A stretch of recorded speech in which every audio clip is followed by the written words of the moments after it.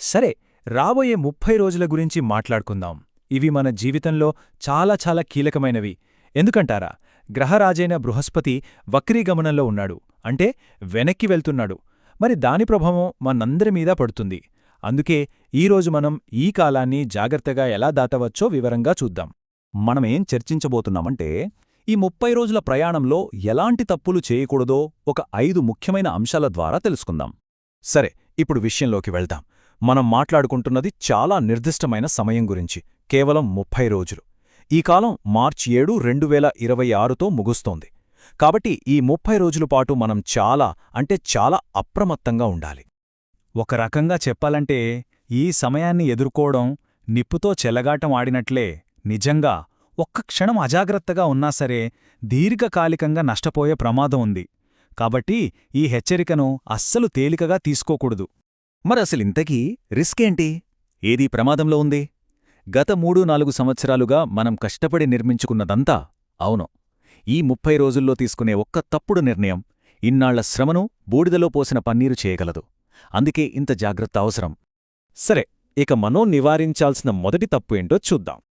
మొదటి హెచ్చరికేంటంటే, ఈ సమయంలో ఎవరికీ తొందరపడి మాట ఇవ్వద్దు. దేనికైనా అవును లేదా సరే అని చెప్పే ముందు ఒక్క క్షణం ఆగండి. ఆగి లోతుగా ఆలోచించండి. ఇది చాలా ముఖ్యం.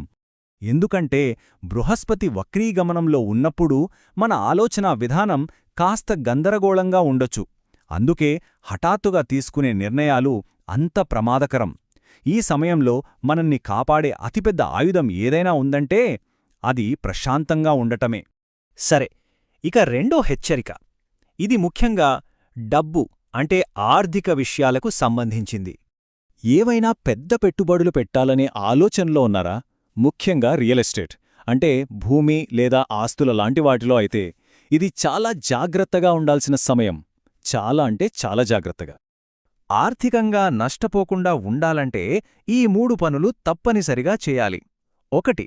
అన్ని పత్రాలను అక్షరం క్షుణ్ణంగా చదవండి. 2. ప్రతి చిన్న విషయాన్ని సరిచూసుకోండి. ఎందుకంటే ఇప్పుడు చేసే ఒక చిన్న పొరపాటు కూడా మనల్ని చాలా పెద్ద సమస్యల్లోకి నెట్టేయగలదు. మరి ఆ సమస్యలు ఎంతకాలం కొనసాగచ్చు? దాదాపుగా 3-4 సంవత్సరాలు. అవును, ఈ సమయంలో తీసుకున్న ఒక తప్పుడు పెట్టుబడి నిర్ణయం నుంచి బయటపడటానికి అన్నేళ్లు పట్టచ్చు.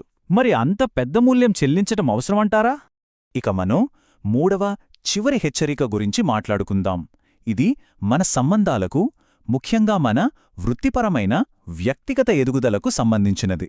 ఈ 30 రోజులు మన సీనియర్లు, మనకు మార్గనిర్దేశం చేసే గురువులు లేదా పై అధికారులతో సఖ్యతగా ఉండటం చాలా ముఖ్యం.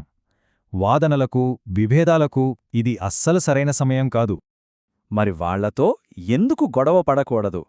జ్యోతిష్య శాస్త్రం ప్రకారం బృహస్పతి మన జీవితంలో గురువులకు, పెద్దలకు కారకుడు. అలాంటి గ్రహమే బలహీనంగా ఉన్నప్పుడు వారితో తలపడటమంటే మనకు మనమే నష్టం చేసుకున్నట్లు. సరే, ఈ హెచ్చరికలన్నీ చూశాక ఇక ముందుకెలా వెళ్ళాలి? ఒక్కటే మాటలో చెప్పాలంటే, ఆవేశానికి బదులుగా ఆలోచనను, వివేకాన్ని ఎంచుకోవాలి. మనం ఇప్పటిదాకా చర్చించుకున్నది ఈ పట్టికలో స్పష్టంగా ఉంది.